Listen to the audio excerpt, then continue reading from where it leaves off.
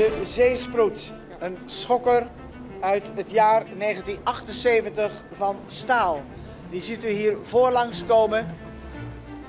Schout- en schepenrace in Sint-Anneland. Hier strijden bestuurders van 3 provincies tegen elkaar op het water.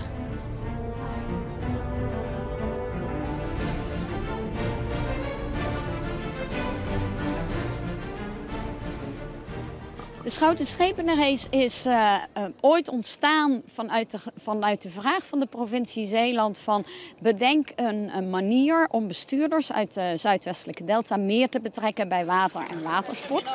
We houden dus jaarlijks nu een wedstrijd met hoogaarzen, hengsten en andere platbodems hier op de Krabbekreek.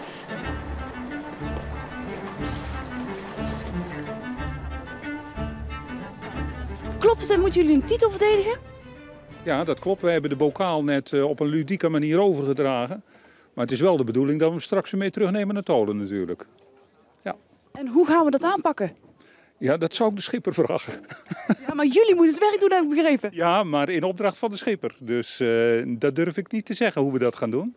Maar we gaan proberen de snelste tijd te varen natuurlijk. Zeilen zetten, troeren, bedienen, alles en nog meer. En als bemanning doen we een beetje helpen. Zo'n titel moet toch eigenlijk op Zeeuwse bodem blijven?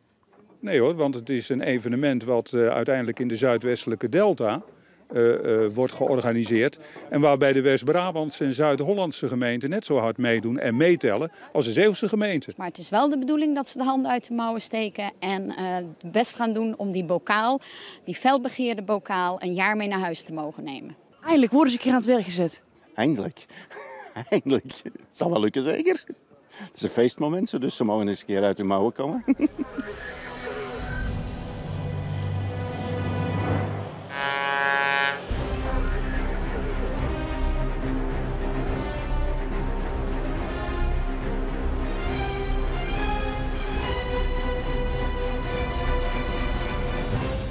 Heren, hoe staat het met het verdedigen van de titel? Makkie, appeltjeitje. Ja, maar we staan niet voorop, hè? Nee, de handicap die komt nog aan. Dus even berekenen, die moet het goed berekenen. En aan de meet wordt de finish de prijzen verdeeld en niet al bij de start. Dus het zit wel goed, denkt u? We komen helemaal goed. De Bruine komt eraan met de gemeente Rugven. Het schip de Windroos met de gemeente Kromstrij, die kwamen wel als eerste over de finish. Hele snelle hoohaars, altijd in de voorste gelederen. Dat betekent nog niet dat ze als eerste plaats eindigen. Hoe zit dat dan precies? Nou, elk schip heeft een rating. Heel formeel in wedstrijden worden schepen gemeten. En dat heeft, ik weet dat niet eens, maar dat heeft met lengte te maken, met zwaarte, met zeilvoering misschien wel. Maar in ieder geval, dan hebben ze een rating of een handicap. Want anders zou een schip wat snel is altijd als eerste eindigen. En dat is natuurlijk niet de bedoeling. Dus het is altijd spannend nu hoe de berekening eruit valt. Ze zijn heel mooi onderhouden. We zijn er vanmorgen al even langs gelopen om even alles te bekijken. En ja, fantastisch. De oudste is van 1988. En hengsten, hoogaarsen, wat is er nog allemaal tussen? Zo goed ken ik ze ook niet, maar prachtige schepen om te zien. Hè? En weet u ook wie er aan boord zitten?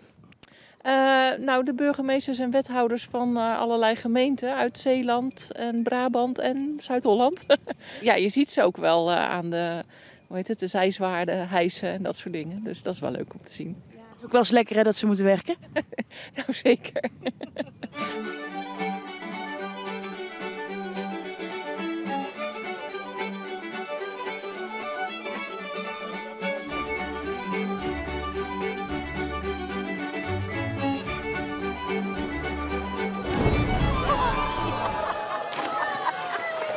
Prachtig zicht op Zeeland, dat is wel mooi.